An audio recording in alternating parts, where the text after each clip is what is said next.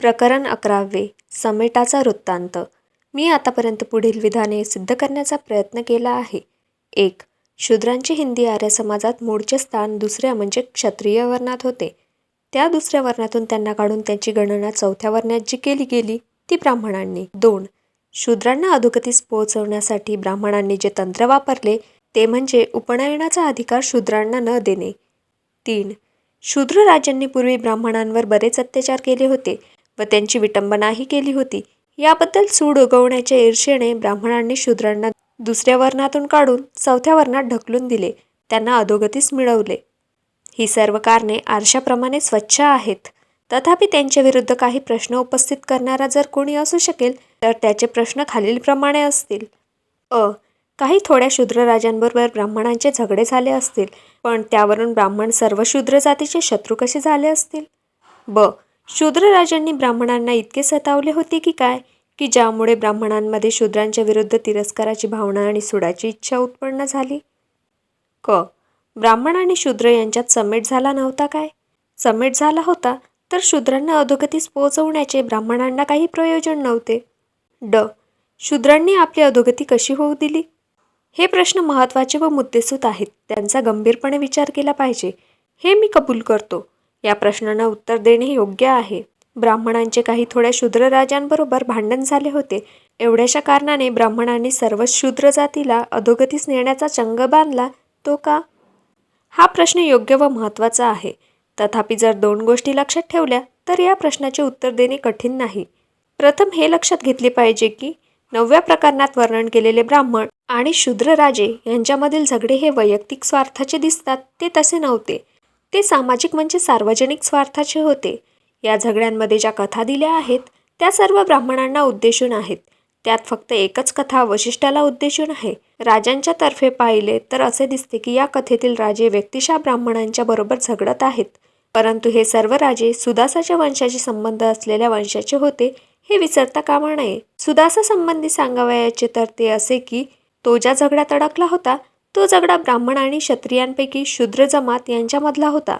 या संबंधित तीळ मात्रही संशय नाही. इतर दुसऱ्या झगड्यात सापडलेले जे राजे होते ते सुद्धा या शूद्र जमातीचे होते असे म्हणावयास आपणापुढे प्रत्यक्ष पुरावा नाही, पण आपणापुढे दुसरा पुरावा आहे व त्यावरून आपण असा निष्कर्ष काढू शकतो की सुदास ज्या वंशात जन्मला होता त्या वंशाशी धागेदोरे असलेल्या वंशामध्ये ते राजे जन्मले होते. या बाबतीत खालील वंशवृक्ष पहा. हा महाभारताच्या आदिपर्वावरून तयार केला आहे. मरीचीचा मुलगा कश्यप आणि मुलगी दाक्षायणी, दक्ष प्रजापतीची एक कन्या. त्यांचा मुलगा आदित्य आणि विवस्तवाचा मुलगा मनु आणि यम. मनुला 10 पुत्र वेण, त्रिष्णू, नौशित, नभग, इक्ष्वाकू, कुरूप, शर्यती, इला, प्रिद्रश्य, नभगोइला असा हा वंशवृक्ष आहे. जे क्षत्रिय राजे ब्राह्मणांबरोबर झगडे खेळले ते सर्व राजे आप्त आणि नातेवाईकपणाच्या धाग्याने एकत्र बांधलेले होते. ही गोष्ट प्रस्तुतच्या मुद्द्यावर चांगला प्रकाश पाडते. प्रमुख हा इलाचा मुलगा आणि मनु विवस्तव याचा नातू. नीती हा इक्ष्वाकूच्या अनेक मुलांपैकी एक मुलगा आहे. इक्ष्वाकू हा विवस्तवाचा मुलगा आहे. त्रिशंकू हा इक्ष्वाकूचा 28वा वंशज. सुदास हाही इक्ष्वाकूचा वंशज आहे. वेण हा मनु वैवस्तवाचा मुलगा आहे. आपला पूर्वज इक्ष्वाकू आहे असे काही राजे म्हणत असत. ते सर्व राजे मनु व इक्ष्वाकू वंशज असल्यामुळे ते सर्व सुदासाचे नातेवाईक ठरतात असे म्हणावयास काही हरकत नाही. सुदास शूद्र होता ही गोष्ट जर मान्य केली तर हे सर्व राजे शूद्र जमातीचे होते हे ओघाने सिद्ध होते. या बाबतीत जरी प्रत्यक्ष पुरावा उपलब्ध नाही तरी हे झगडे काही शूद्र राजे व ब्राह्मण लोक यांच्यात झालेले नसून ते व सर्व ब्राह्मण जमात यांच्यामध्ये झाले होते अशी कल्पना केली तर अनैसर्गिक वाटणार नाही. हिंदी आर्य समाज वण्यावस्थेत होता आणि एका जमातीच्या एका व्यक्तीने जे कृत्य केले असेल ते कृत्य सर्व जमातीने केले अशी त्यावेळी भावना रूढ झाली होती. अशा पुरातन काळात हे झगडे ब्राह्मण जमात व शूद्र राजे यांच्यामध्ये झाले होते. ही गोष्ट लक्षात घेतली पाहिजे. एका राजाने केलेला झगडा त्या लोकांतील जातीला बंधनकारक समजला जात होता हे उघड आहे. जुन्या काळच्या सर्व समाजाची अशी अवस्था होती की टोळी किंवा जमात यांना घटक समजले जात असे. एका व्यक्तीला घटक समजले जात नसे. याचा परिणाम असा झाला की एकाच व्यक्तीचा अपराध हा पूर्ण टोळीचा किंवा जमातीचा अपराध मानला जात असे. त्याचप्रमाणे टोळी किंवा जमातीचा जो अपराध असेल तो त्या टोळीच्या किंवा जमातीच्या प्रत्येक व्यक्तीचा अपराध मानला जात असे. ही गोष्ट लक्षात ठेवली तर असे म्हणावयास काही हरकत नाही की फक्त आपणाशी विरोध करणाऱ्या राजांचा ब्राह्मणांनी द्वेष केला नाही, तर सर्व शूद्र जमातींचा द्वेष त्यांनी केला.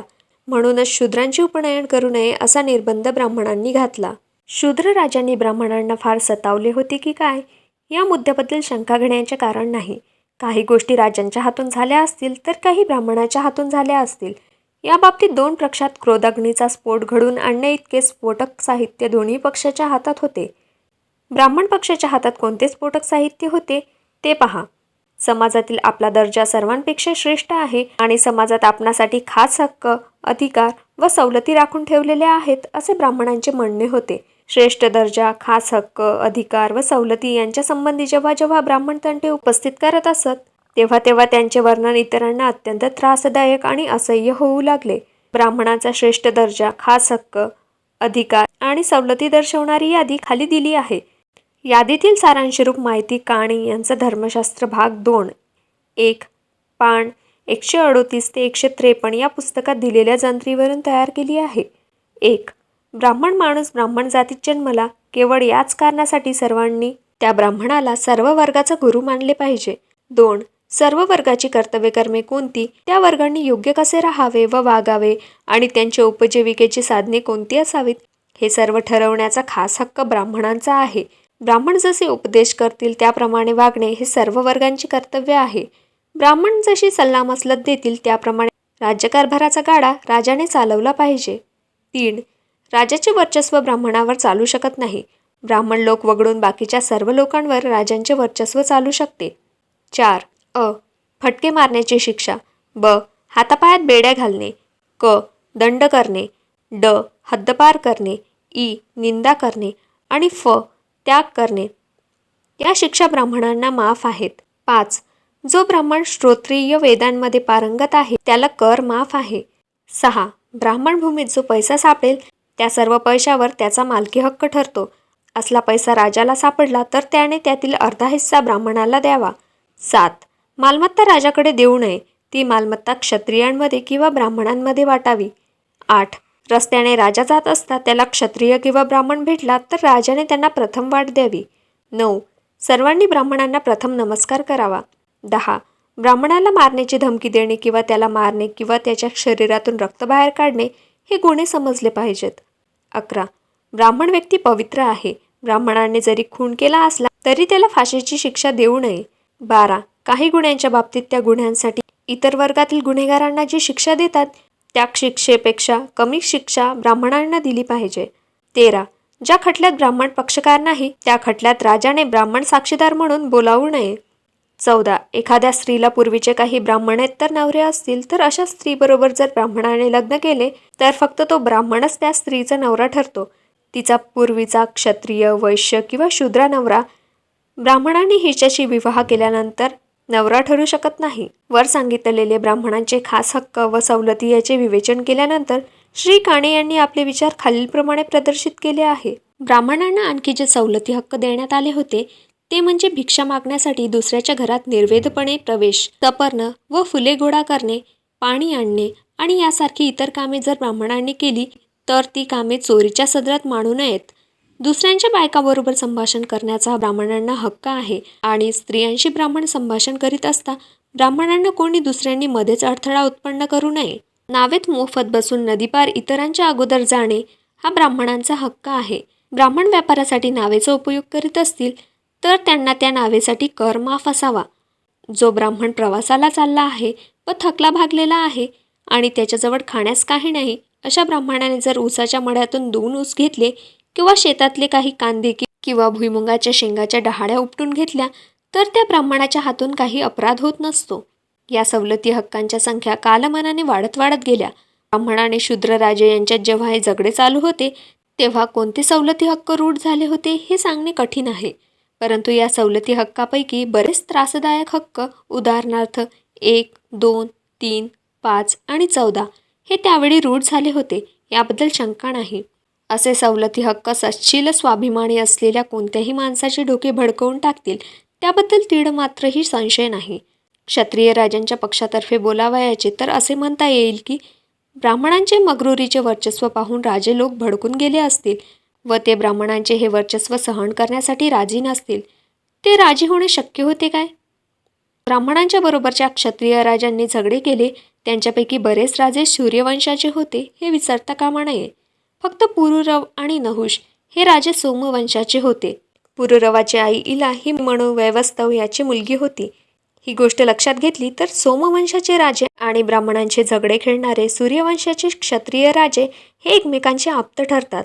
हे सूर्यवंशाचे राजे विद्या, घमेंड आणि क्षात्रतेज या बाबतीत सोमवंशीय राजाहून निराळे होते.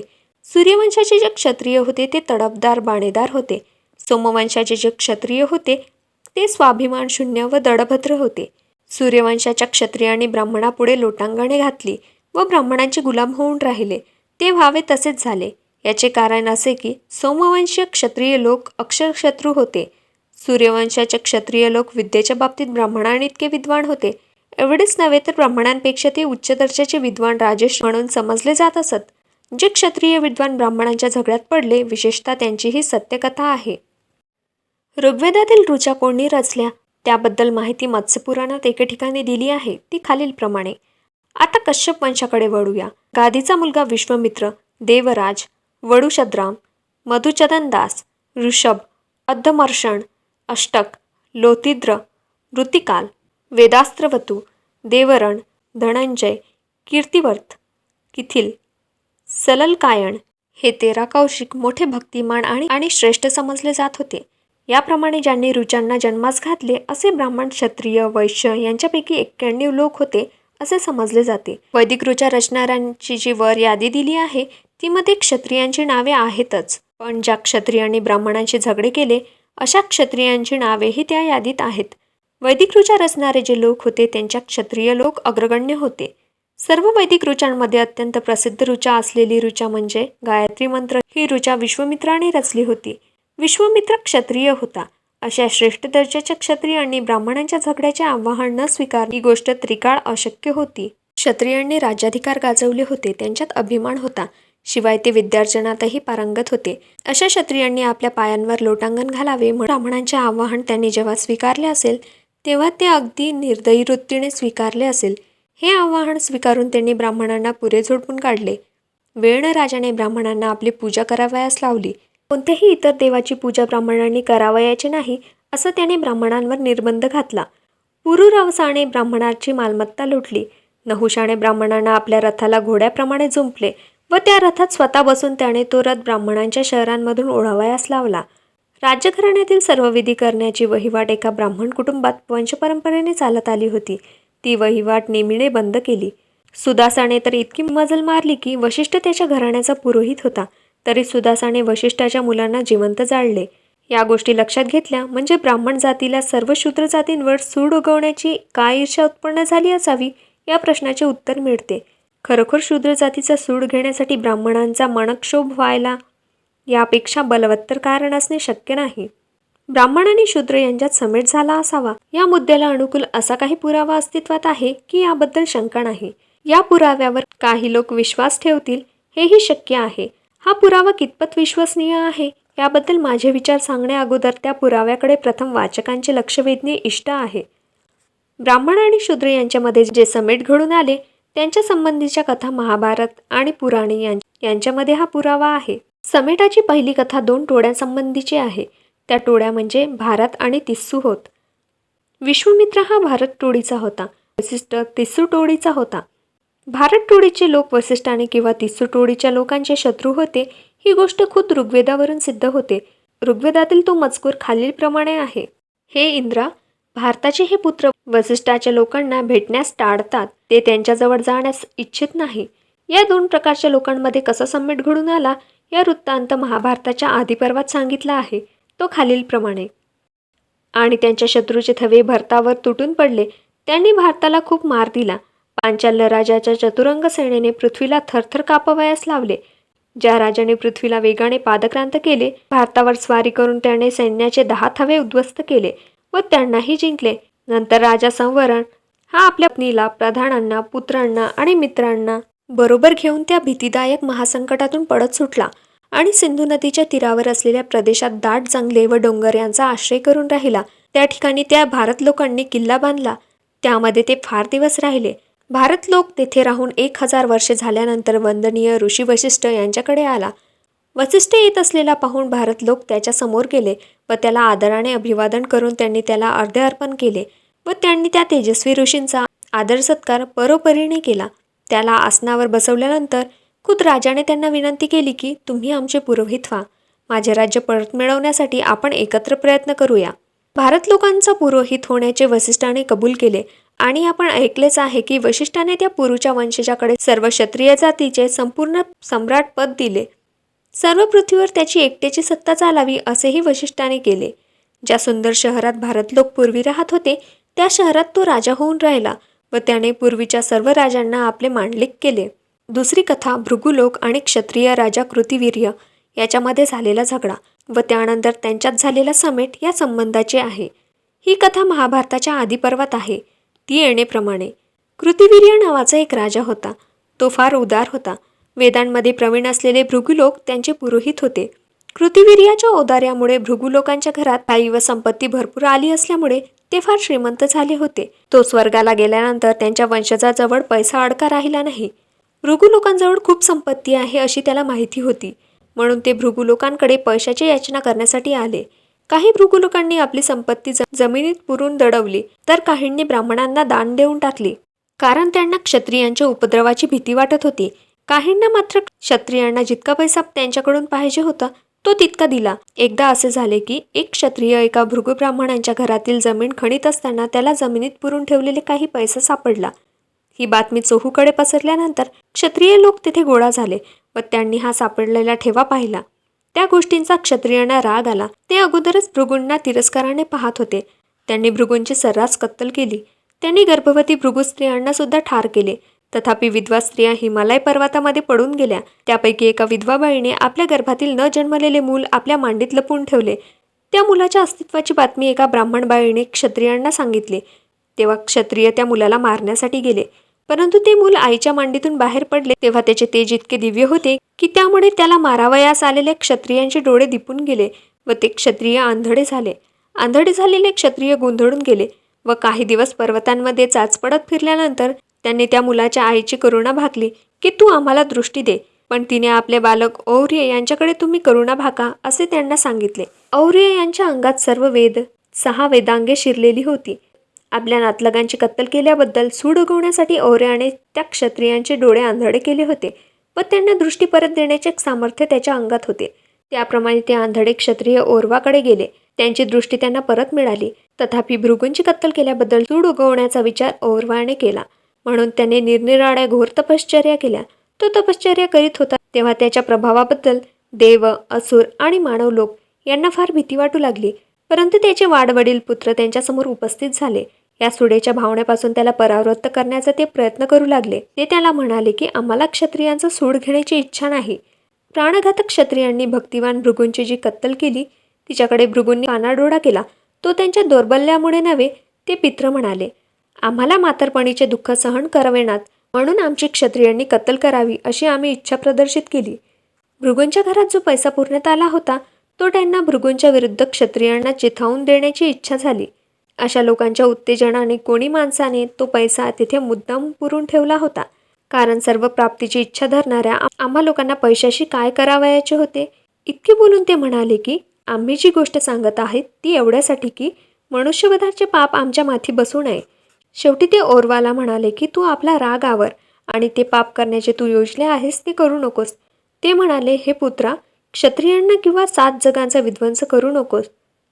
तुझा तप्त झालेला राग आवर, कारण तो राग अनावर झाला तर तपश्चर्याने प्राप्त झालेली तुझी दिव्य शक्ती निष्फळ होईल. तथापि औरवाने उत्तर दिले की आपण केलेली प्रतिज्ञा अपुरी राहू देणार नाही. माझ्या अंतकरणात जो क्रोधाग्नी भडकत आहे तो दुसऱ्या कोणत्या तरी वस्तूवर सोडला नाही तर तो क्रोधाग्नी मलाच भस्म करेल, असे औरव पित्रांना म्हणाला. न्याय, काळ आणि कर्तव्य कर्म यांचाही विचार केला तर क्षत्रियांना दया दाखवून सूड न घेता सोडून द्यावे असा जो सल्ला तुम्ही मला देता तो मला स्वीकारता येत नाही, असे औरवाने त्यांना सांगितले. तथापि तू आपला क्रोध समुद्रात फेकून दे अशी पित्रांनी त्याला गळ घातली. क्रोध समुद्रात पडला तरी तो पाण्यातील जीवजंतूचा संहार करील व मग तुझी प्रतिज्ञा पुरी झाली असेही होईल, असा सल्ला त्यांनी औरवाला दिला. औरवाने आपला राग समुद्रात फेकून दिला तेव्हा त्याच्यातून हायरिस उत्पन्न झाला. हयसीर तोंडातून अग्नी बाहेर फेकतो व समुद्राचे पाणी पितो. वेदांशी परिचय असणाऱ्यांना हे माहीत आहे. पृथ्वीवीर्याचा मुलगा हेय लोकांचा राजा अर्जुन व परशुराम यांच्यामध्ये जो झगडा झाला होता व त्यानंतर त्यांच्यात जो समेट झाला त्या संबंधाची ही तिसरी कथा होय.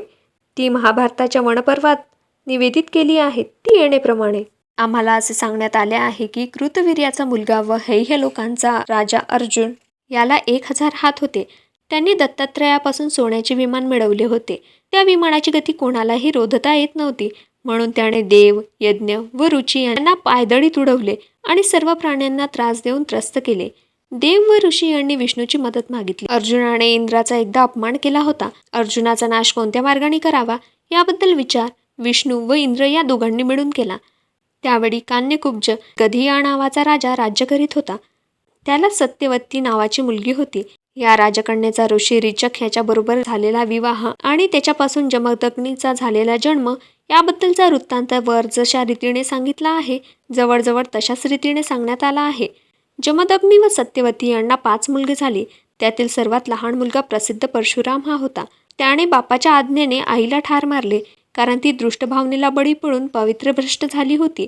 त्याच्या वडील 4 भावांनी आईला मारण्याची आपल्या बाबाची इच्छा पाळली नव्हती. त्यामुळे बापाने त्या 4 भावांना शाप दिला होता की तुम्ही मतिभेद व्हा.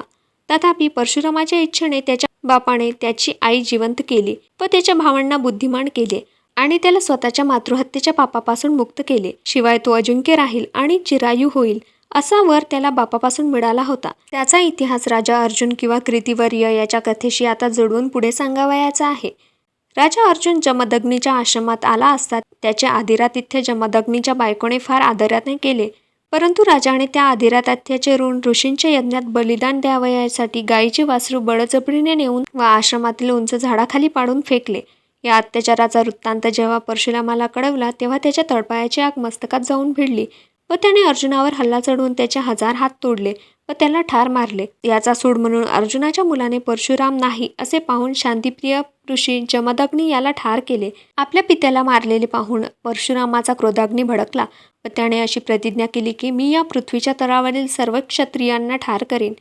प्रतिज्ञा केल्यानंतर त्याने आपली हत्यारे हातात घेतली आणि मग त्याने अर्जुनाचे सर्व मुलगे व नातू आणि हजारो हेय लोक यांची कत्तल केली. परशुरामाने इतके लोक ठार मारले की त्याच्या रक्ताने व मांसाने सर्व पृथ्वी चिखलात गोळा होऊन बसली. पृथ्वीवरील सर्व क्षत्रियांचा याप्रमाणे निष्पात केल्यानंतर त्याच्या अंतःकरणात दयेची भावना जागृत झाली व तो वनात तपश्चर्येसाठी निघून गेला. हजारो वर्षे लोटल्यानंतर तप्त डोक्याचा परशुराम एका जाहीर सभेला हजर राहिला. रैभ याचा मुलगा आणि विश्वामित्राचा याचा नातू परवसू हा या सभेत परशुरामाला टोचून बोलला की प्रतदरण आणि इतर लोक ययातीच्या या शहरात यज्ञासाठी जमा झाले आहेत. हे सत्पुरुष क्षत्रिय नाहीत काय? तू सभेत भलत्या सलत्या बढाया मारित आहेस. या शूर क्षत्रियांच्या भीतीमुळे तू डोंगरात पडून गेलास व यानंतर पृथ्वीवरील क्षत्रिय कुळांचा सोहोकडे सुळसुळाट झाला. हे शब्द ऐकून परशुरामाने आपली शस्त्रे हाती घेतली. जे शेकडो क्षत्रिय पूर्वी परशुरामाच्या तडाख्यातून सुटले होते व ते बलाढ्य राजा झाले होते. तथापि परशुरामाने या क्षत्रियांना त्यांच्या मुलांना आणि गरोदर स्त्रियांना ठार मारले. काही गरोदर स्त्रियांनी आपली गर्भातील मुले उघडकीस येऊ दिली नाहीत. 21 वेळा पृथ्वीला निक्षत्रिय केल्यानंतर त्याने अश्वमेध यज्ञ केला व तो संपत्तांना यज्ञाची दक्षिणा म्हणून परशुरामाने कश्यपाला पृथ्वी दान दिली. महाभारत कर्त्याने झगड्याचा वृत्तांत वरीलप्रमाणे सांगितल्यानंतर त्या झगड्याचा समेट कसा झाला याबद्दलची कथा पुढील प्रमाणे सांगितली आहे. पृथ्वीला 21 वेळा निक्षत्रिय केल्यानंतर जमदग्नीचा मुलगा सर्व डोंगरांमध्ये अत्यंत उत्कृष्ट असलेल्या महेंद्र पर्वतावर घोर तपश्चर्या करू लागला. पृथ्वी निक्षत्रिय झाल्यानंतर मृत क्षत्रियांच्या विधवा बायका ब्राह्मणांकडे संतती द्या अशी त्यांची प्रार्थना करू लागल्या. जे धार्मिक ब्राह्मण होते व ज्यांच्या मनात विषय वासना लवमात्रही नव्हती अशा ब्राह्मणांनी या विधवेंबरोबर योग्य काळी समागम केला. त्यामुळे ज्या स्त्रिया गरोदर झाल्या व त्यांना तेजस्वी पुत्र व कन्या झाल्या. यामुळे क्षत्रिय जमातीचा वंश पुढे चालू राहिला. याप्रमाणे ब्राह्मणांनी क्षत्रिय स्त्रियांमधून क्षत्रिय जातींची मोठ्या उत्साहाने उत्पत्ती झाली. ही जात पुढे संख्येने वाढत गेली व चिरंजीवी झाली. त्यामुळे ब्राह्मणांपेक्षा कनिष्ठ 4 जाती उत्पन्न झाल्या. ब्राह्मण व क्षत्रिय यांच्यामध्ये जे झगडे झाले त्यानंतर त्यांच्यामध्ये जो समेट झाला त्या संबंधी वर उदाहरणे दिली आहेत. ती उदाहरणे ज्या क्षत्रिय राजांनी ब्राह्मणांविरुद्ध युद्ध पुकारले होते त्या राजांच्या संबंधीचे नाहीत. ज्या राजांनी ब्राह्मणाच्या विरुद्ध युद्ध पुकारले होते त्या राजांनी ब्राह्मणाच्या बरोबर समेट केला हे दाखवणारी उदाहरणे आता घेऊया. यापैकी पहिले उदाहरण कल्मषपाद याचे आहे. पुढे दिलेल्या कथेमध्ये जे राजे दिसतात, राजे प्रकरण 9 मध्ये ज्या नामनिर्देश केला आहे तेच होते याबद्दल माझी खात्री नाही. ते राजे इक्ष्वाकू कुळाचे आहेत म्हणून मी त्याचा उल्लेख करीत आहे. कल्मषपाद हा सुदासाचा मुलगा होता असे समजले जाते. ही कथा महाभारताच्या आदी पर्वात दिली आहे. कल्मषपाद आणि वशिष्ठ यांच्यात जे वैर होते त्याच्याबद्दल कथेचा भाग 9 या प्रकरणात दिला आहे. त्याचा समेट कसा झाला तो कथेचा भाग खाली दिलेला आहे. पुष्कळ डोंगर व प्रदेश पायाखाली घातल्यानंतर वसिष्ठ घरी आला व त्याच्या पाठोपाठ त्याची विधवा सून आदिशाणी ही आली. ती मृत शक्तीची पत्नी होती. ती गरोदर होती. तिच्या उदरातून वेदांचा घोष होत आहे असा आवाज वसिष्ठाने ऐकला. तिच्या गर्भाशयातील मूल जन्मले तेव्हा त्याचे नाव पराशर असे ठेवले. अद्रिशांतीच्या तोंडातून जेव्हा वसिष्ठाने ऐकले की आपला वंश पुढे चालू होण्याची अजून आशा आहे तेव्हा त्याने ठरवलेली आत्महत्या करण्याचा विचार सोडून दिला. तथापि वसिष्ठ आणि त्याची सून हे वनात फिरत होते तेव्हा त्यांना राजा कल्मषपाद हा भेटला व तो त्यांना गिळंकृत करण्याचा प्रयत्न करू लागला. कारण शापवाणीने तो मनुष्यभक्षक झाला होता. तो त्यांना खावयास पुढे सरसावला तेव्हा वसिष्ठाने जोराने फुंकन मारून त्याला जागच्या जागी स्थिर केले. त्याच्या अंगावर पाणी शिंपडून व काही पवित्र मंत्र म्हणून वसिष्ठाने राजाला 12 वर्षे भोगलेल्या शापातून मुक्त केले. नंतर राजा वसिष्ठाला म्हणाला, हे सर्वश्रेष्ठ मुने, ज्याचा तू पुरोहित आहेस तो मी सौदास आहे. मी तुझे उपकार फेडण्यासाठी काय करावे? वसिष्ठ उत्तरला, हे जे काही घडले आहे ते दैवाच्या जोरामुळे. तू जा आणि तुझ्या राज्यावर राज्य कर. परंतु हे राजा, तू ब्राह्मणांचा कधीही द्वेष करू नको. राजा उत्तरला की मी सर्वोत्कृष्ट ब्राह्मणांचा कधीही तिरस्कार करणार नाही. मी तुमच्या सर्व आज्ञा पाळेन आणि इक्ष्वाकू कुळाचे जे ऋण माझ्यावर आहे ते फेडण्याचे साधन मी तुमच्यापासून घेतले आहे. मला संतती व्हावी अशी माझी इच्छा आहे, तर ती तुम्ही मला दिली पाहिजे. त्याची विनंती पार पाडण्याचे वसिष्ठाने त्याला वचन दिले. नंतर ते अयोध्येत परतले आणि गादीला वारस तुम्ही उत्पन्न करावा अशी राजाने वसिष्ठाला विनंती केल्यावरून वसिष्ठाकडून राणी गरोदर झाली. 12 वर्षाच्या शेवटी तिने मुलाला जन्म दिला. राणीचे नाव दमयंती होते. ती मित्रसह उर्फ कल्मषपाद याची पत्नी म्हणून तिला अनुशासन पर्वामध्ये उल्लेख आहे. दुसरे उदाहरण महाभारताच्या अनुशासन पर्वातील आहे. ते खालीलप्रमाणे. त्यावेळी फार बोलणारा आणि इक्ष्वाकू कुळात जन्मलेला राजा सौदास याने चिरंजीवी साधू ऋषीमधील सर्वोत्कृष्ट ऋषी, सर्व विश्वात संचार करण्यास समर्थ आणि पवित्र विद्येचे भांडार असा त्याचा कुलपुरोहित वसिष्ठ याला साष्टांग नमस्कार करून विचारले की, हे पूज्य व पापरहित माणसा, सर्वापेक्षा शुद्ध अशी तीनही लोकांमध्ये कोणती गोष्ट आहे की एखाद्याने तिचे एकसारखे समारंभपूर्वक पालन केले तर सर्वोत्कृष्ट दर्जाचे पुण्य प्राप्त होईल?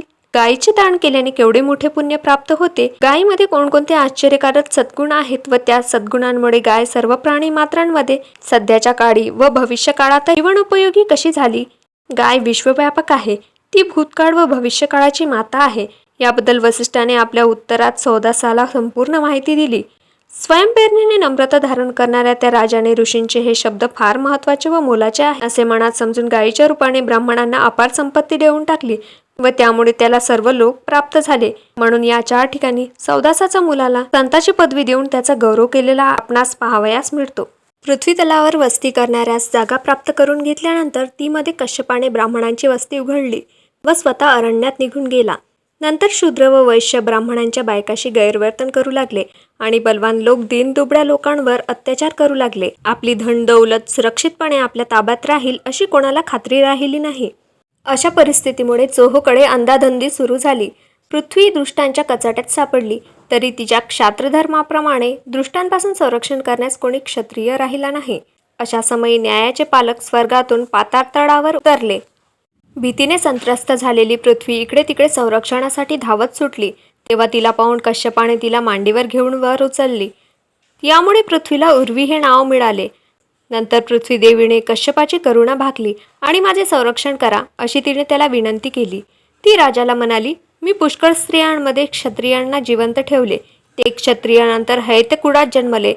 ते क्षत्रिय माझे संरक्षक होवोत. पौरवांचा वारस व बिंदुरथाचा मुलगा याला वृक्षावंत पर्वतावर अस्वलांनी वाढवले तो आहे. तो माझे संरक्षण करो. त्याच्याप्रमाणे कोमल अंतःकरणाचा व तेजस्वी पुरोहित पराशर हा ब्राह्मण असून सुद्धा त्याने शूद्राप्रमाणे सौदासाच्या वारसाची कामे हाताने करून सेवा चाकरी केली व त्याला वारसाला वाढवले. त्यामुळे त्या वारसाला सर्व कर्मण हे नाव प्राप्त झाले. तो वारस आहे.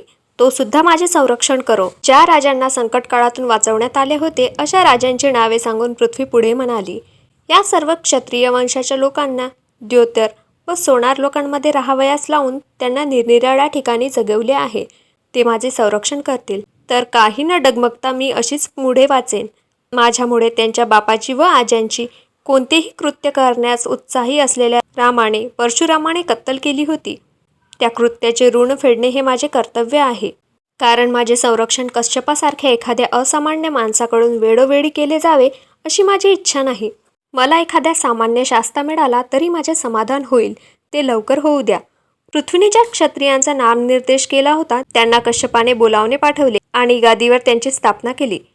ब्राह्मण व शूद्र यांच्यामध्ये समेट दर्शवणारे पुरावे हे अशा स्वरूपाचे आहेत.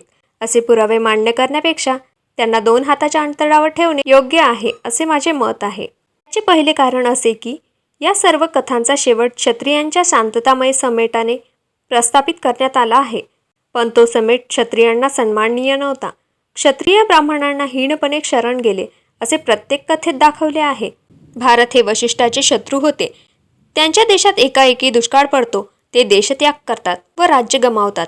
त्यांच्या पिढ्यानुपिढ्यांचा शत्रू वशिष्ठ याला ते विनंती करतात व प्रार्थना करतात की तुम्ही आमचे पुरोहित व्हा व आम्हाला या संकटापासून मुक्त करा. लढणे हे आमच्या ब्रीदाला शोभत नाही असा एका ब्राह्मणांनी धरला. ही गोष्ट भृगुलोक व क्षत्रिय लोक यांच्या कथेमध्ये स्पष्टपणे दाखवण्यात आली आहे. म्हणजे युद्ध टाळण्याचे श्रेय ब्राह्मणांना दिले आहे. हे क्षत्रिय आणि कल्पश्यपादासारखे सौदास लोक यांच्या कथेत असे दाखवले आहे की विजयी ब्राह्मणांना जित क्षत्रिय शरण गेले व क्षत्रियांनी आपल्या बायका ब्राह्मणांना देऊन आपली शरणागती ब्राह्मणांकडून विकत घेतली. ब्राह्मणांचा उदो करावा आणि क्षत्रियांची मानहानी करावी या हेतूने या कथा मुद्दाम रचल्या आहेत. या असल्या घाणेरड्या गलिच्छ, हिंडीस व दंभोक्तीपूर्ण कथा खऱ्या ऐतिहासिक घटना आहेत असे कोण समजेल? जो कोणी ब्राह्मण भक्त असेल तोच फक्त या कथांना महत्त्व देईल.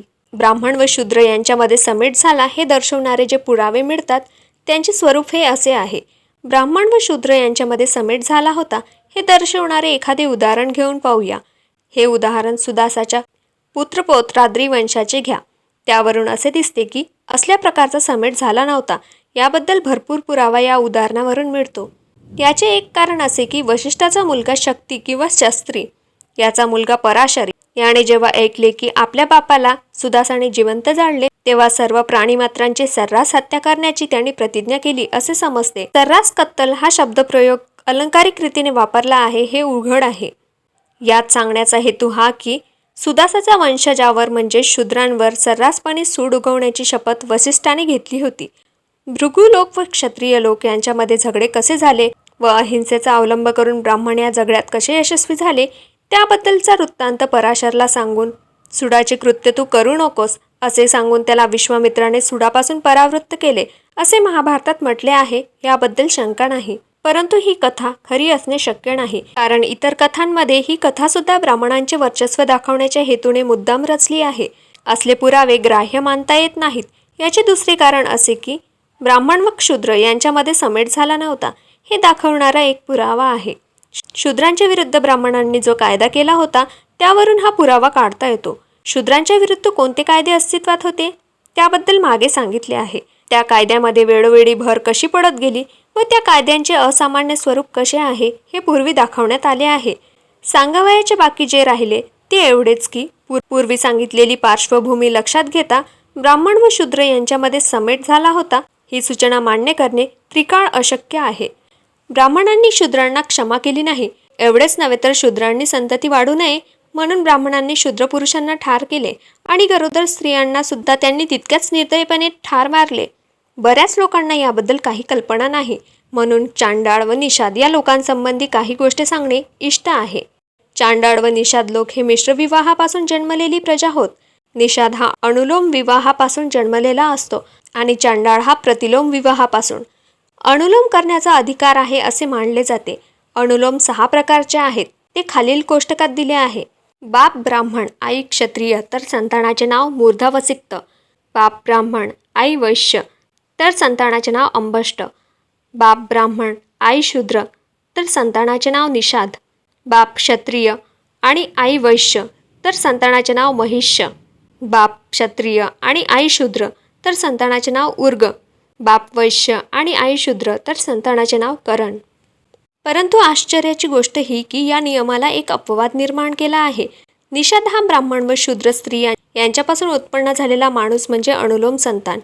म्हणजे अनुलोम संतान असला तरी त्याला उपनयनाचा अधिकार नाही असे मानले जाते. हा अपवाद का केला हे समजावून घेणे मनोरंजक आहे. याचे एकच स्पष्टीकरण असे दिसते की हे अरेरावीचे कृत्य आपल्या शत्रूच्या संततीविरुद्ध सूड घेण्याच्या बुद्धीने करण्यात आले आहे. आता प्रतिलोमाचा विचार करूया. या प्रतिलोमामुळे उत्पन्न झालेल्या सर्व संततीला नीचातील नीच असे म्हणतो. याबद्दल वाद नाही. गौतम धर्मसूत्र 4:21 काणे यांच्या पुस्तकातील उल्लेख, पान नंबर 229. बाप शूद्र आई ब्राह्मण तर संतानाचे नाव चांडाळ. बाप शूद्र आई क्षत्रिय तर संतानाचे नाव क्षत्तर. बाप शूद्र आई वैश्य तर संतानाचे नाव अयोगव. बाप वैश्य आई ब्राह्मण तर संतानाचे नाव सूत. बाप वैश्य आई क्षत्रिय तर संतानाचे नाव वैदेहक. बाप क्षत्रिय आई ब्राह्मण तर संतानाचे नाव मागध. त्याचप्रमाणे प्रतिलोमाचा डाग या सर्वांमध्ये वाटला गेला नाही. हक्क व अधिकार यांच्या बाबतीत आवेगव व क्षत्तर यांना फार सवलती दिल्या गेल्या आहेत आणि चांडाळाला अवाच्य शब्दांनी धिक्कारले आहे. हा जो पंक्तिप्रपंच करण्यात आला आहे याचे उदाहरण म्हणून मनुस्मृतीत पुढील उतारे कोणालाही दाखवता येतील. अयोगव याच्याबद्दल मनुस्मृती फक्त एवढेच म्हणते की सुतारकाम हा अयोगवाचा धंदा असला पाहिजे. क्षत्तर याच्या बाबतीत मनुस्मृती म्हणते की बिळात जी जनावरे राहतात त्यांना पकडणे व ठार मारणे हा क्षत्तराचा धंदा असला पाहिजे. या लोकांना फक्त नीच धंदे देण्यात आले आहेत. मनुस्मृतीतील वरील उतारे व चांडाळासंबंधी त्या स्मृतीत जे म्हटले आहे ते याची तुलना करून पहा. ती स्मृती चांडाळासंबंधी म्हणते, चांडाळ आणि डुक्कर, कोंबडा आणि कुत्री, विटाळशी स्त्री व नपुंसक माणूस यांनी ब्राह्मण जेवत असताना त्याला पाहू नये. बहिष्कृत जातीतील लोक, चांडाळ, पुस्तक, मूर्ख, गर्विष्ठ, हीणपणे जन्मलेले आणि अंत्यवासी लोक यांच्यापैकी एकाही बरोबर कोणी राहू नये. चांडाळ, विटाळशी स्त्री, बहिष्कृत केलेला माणूस, बाळंतीण स्त्री, प्रेत व प्रेताला ज्याने स्पर्श केला आहे असा माणूस यापैकी कोणत्याही माणसाला जर एखाद्याने स्पर्श केला असेल तर स्नान केल्यानंतर त्याचा विटाळ जातो. जे जनावर कुत्र्याने ठार मारले असते त्याचप्रमाणे जे जनावर इतर दुसऱ्या हिंस्त्र पशूंकडून किंवा चांडाळाकडून आणि इतर दस्यूकडून ठार मारलेले असते त्याचे मांस शुद्ध असते असे म्हणूने सांगितले. 1 वर्षाच्या आत शिक्षा भोगलेला गुन्हेगार, वात्र स्त्री किंवा चांडाळ स्त्री हिच्याबरोबर संभोग करणारा माणूस यांना दुहेरी शिक्षा करावी.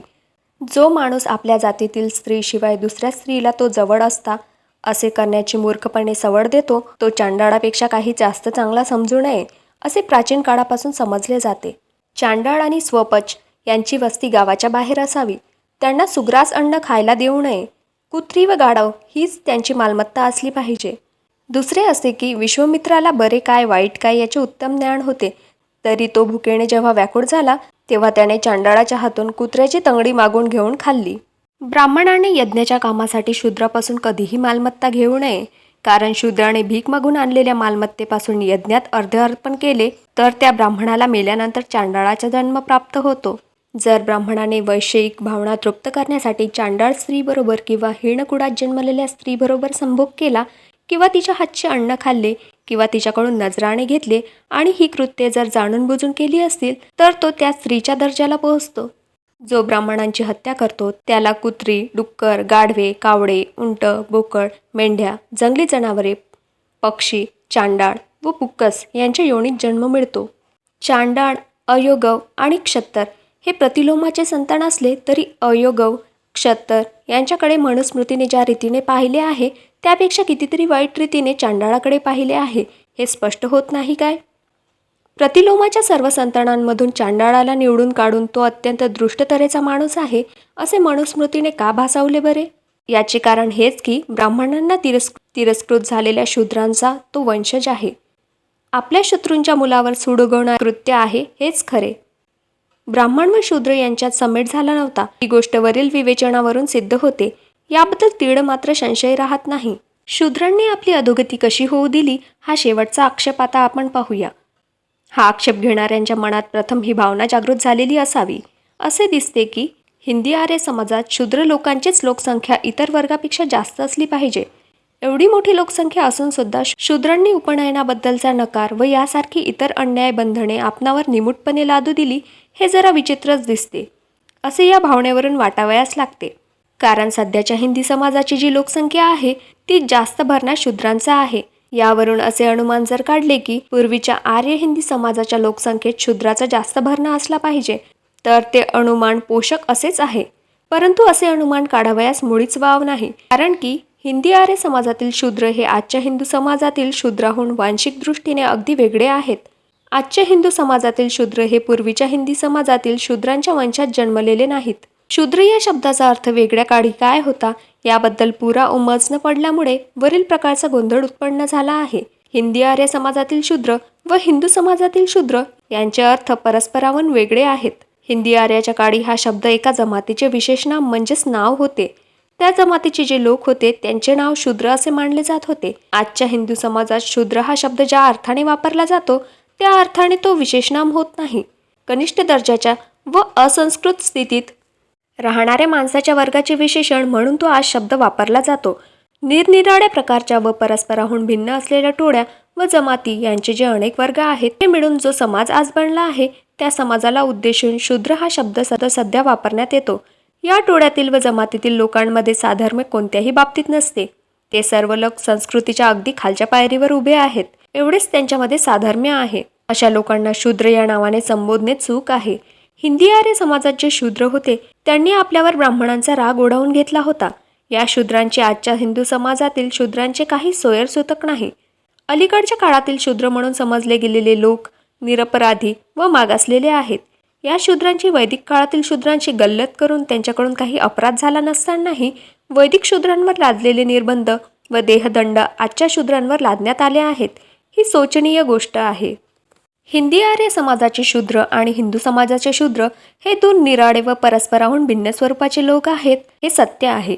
याची जाणीव एकेकाळी धर्मशास्त्रकारांच्या मनात होती हे उघड आहे. सच्छूत आणि अच्छूत या दोन वर्गांमध्ये व अनिर्वासित शूद्र व निर्वासित शूद्र या दोन वर्गामध्ये धर्मशास्त्रकारांनी जो भेदभाव करून ठेवला आहे त्यावरून या गोष्टीची सत्यता पटते. सच्छूत म्हणजे सुसंस्कृत शूद्र आणि अच्छूत म्हणजे असंस्कृत शूद्र. निर्वसित शूद्र म्हणजे खेड्यातील जमातीत राहणारा शूद्र. अनिर्वसित शूद्र म्हणजे खेड्यातील जमातीच्या बाहेर राहणारा शूद्र. अशा प्रकारच्या भेदावरून काही लोक असे मानतात की धर्मशास्त्रकारांच्या दृष्टीने शूद्रांची परिस्थिती सुधरत चालली होती. कारण काही शूद्रांना समाजात राहावयास देऊन त्यांना सामाजिक व्यवहारात भाग घेण्यास मुक्तता केले होते. ही सवलत पूर्वीच्या काळात शूद्रांना देण्यात आली नव्हती. परंतु जे लोक वरीलप्रमाणे समज करून घेतात तो चुकीचा आहे. काणे यांचे मत असे आहे की धर्मशास्त्रकारांनी शूद्रामध्ये हे जे भेद केले त्यावरून असे दिसते की शूद्रांना त्याच्या पूर्वीच्या अवनत परिस्थितीतून क्रमाक्रमाने वरच्या दर्जाला चढवण्यात येत होते. हे मत चुकीचे आहे. पण या भेदाचे खरे स्पष्टीकरण असे आहे की सच्छूत आणि निरवसित हे शब्द हिंदू समाजाचा एक घटक म्हणून राहावयास ज्या शूद्रांनी सुरुवात केली त्या शूद्रांना विशेष नाम म्हणून वापरले आहेत. आपला विषय हिंदी आर्य समाजातील शूद्रांसंबंधीचा आहे. त्या शूद्रांची हिंदू समाजातील लोकसंख्या फार आहे. एवढ्यावरून हिंदी आर्य समाजातील शूद्रांची सुद्धा संख्या फार असली पाहिजे असे अनुमान काढणे बरोबर होऊ शकत नाही. शूद्रांची सामाजिक संघटना कोणत्या प्रकारची होती ते टोळ्याटोळ्यांनी, जमातीने किंवा अनेक जमातीच्या समूहाने अथवा अनेक कुटुंबाचा समूह करून राहत होती की काय अशी आपणाला नक्की कल्पना नाही. परंतु टोळ्याटोळ्यांनी राहण्या इतकी जरी शूद्रांची पूर्वी संख्या असेल तर ती संख्या काही हजारांच्या वर गेली नसावी. भारत लोकसंख्येने फार लहान होता असा ऋग्वेदात स्पष्ट उल्लेख केला आहे. पांचालचा राजा सोण सन्नसह याने अश्वमेध यज्ञ केला होता. त्याचा उल्लेख शतपथ ब्राह्मणामध्ये केला आहे. तो असा: जेव्हा सत्रसह अश्वमेध यज्ञ करतो तेव्हा शास्त्रांनी सज्ज असे 6630 तोरवस लोक उभे राहतात. तोरवस लोकांच्या टोळीत 6000पेक्षा जास्त माणसे नव्हती. हे जर खरे मानले तर शूद्रांची संख्या फारशी असणे शक्य नाही. पूर्वी शूद्रांची लोकसंख्या जास्त असली काय किंवा कमी असली काय, शूद्रांवर जी बंधनाची संकट परंपरा कोसळली होती ती होऊ न देण्यासाठी शूद्रांना काही करता आले असते काय? शूद्रांनी काही ब्राह्मणांना संत्रस्त केल्यामुळे त्या ब्राह्मणांनी शूद्रांचे उपनयन करण्याचे नाकारले. परंतु ज्या ब्राह्मणांनी त्यांना दुखवले नव्हते अशा ब्राह्मणाकडून शूद्रांना उपनयन करून घेणे शक्य होते काय? हे संभवनीय होते खरे, पण ते इतर अनेक प्रकारच्या परिस्थितीवर अवलंबून होते. सर्व ब्राह्मणांनी मिळून शूद्राच्या विरुद्ध एकजूट उभारून आघाडी उघडली होती की काय? आणि ती आघाडी तोडणे शूद्रांना शक्य होती की काय याची अगोदर आपणाला माहिती नाही. ब्राह्मणांनी शूद्रांचे उपनयन करण्याचे नाकारले तेव्हा या विषयाबद्दल चळवळ झाली असेल. त्या काळात ब्राह्मण लोकांची स्वतःची जात निर्माण झाली होती की काय हे आपणाला माहीत नाही. परंतु ऋग्वेदाच्या काळात सुद्धा ब्राह्मण लोकांचा एक स्वतंत्र वर्ग निर्माण झाला होता. त्यांच्यामध्ये वर्ग जागृतीची भावना निर्माण झाली होती आणि आपल्या वर्गाचे हित संरक्षण व्हावे म्हणून ते डोळ्यात तेल घालून बसत होते हे स्पष्ट आहे. ब्राह्मणांचा शूद्राविरुद्ध असलेला विव अशा परिस्थितीत ढासळून टाकणे शूद्रांना कठीण गेले असते. दुसरे असे की उपनयन करणे हा फक्त कुलपुरोहिताचाच खास हक्क त्या काळी होऊन बसला असेल. राजा निमीची कथा हेच दाखवते की यज्ञविधी करणे हा कुलपुरोहिताचाच खास हक्क होऊन बसला होता. वर जे विचार प्रदर्शित केले आहेत त्यांच्यामध्ये जर काही तथ्य असेल तर ब्राह्मणांनी शूद्रांच्या विरुद्ध जी संहारक एकजूट उभारली होती ती आघाडी टाळण्यासाठी शूद्रांना काही करता आले नसते हे उघड आहे. या बाबतीत अशी एक शक्यता होती की क्षत्रियांनी आपल्यामध्ये मजबूत एकी करून क्षत्रियांची आघाडी ब्राह्मणांच्या विरुद्ध त्यांना उघडता आली असती व त्यामुळे क्षत्रियांच्या विरुद्ध असलेल्या ब्राह्मणांच्या आघाडीचा काही पाड चालला नसता. परंतु ही गोष्ट होणे शक्य होते काय हे फक्त अंदाजानेच ठरवावे लागते. शूद्रांना उपनयनाचा अधिकार ब्राह्मणांनी नाकारला. याचा परिणाम आपल्या भावी सामाजिक दर्जावर कसा घडून येईल याचा शूद्रांनी अगोदर विचार केला होता काय? असा विचार त्यांनी केला नव्हता याची मला खात्री आहे. दुसरे असे की क्षत्रिय हे संघटित झालेले लोक होते काय? ते संघटित झालेले लोक होते याची मला शंका वाटते. तिसरे असे की इतर क्षत्रिय राजांना शूद्रासंबंधी काहीतरी सहानुभूती वाटत होती काय? दशरथ युद्ध आणि ऋग्वेदात सांगितलेली कथा जर खरी मांडली तर तीवरून असे स्पष्ट होते की शूद्र आणि इतर शूद्रेतर क्षत्रिय हे परस्परांचा तिरस्कार करीत असत. या सर्व गोष्टी लक्षात घेतल्यानंतर ब्राह्मणांनी शूद्रांना उपनयन नाकारले हे सत्य आहे असे समजले तर त्यात आश्चर्य वाटण्यासारखे काही नाही. मित्रांनो, व्हिडिओ आवडल्यास लाईक करा आणि अशाच नवनवीन माहितीसाठी आपल्या चॅनलला सबस्क्राईब करा.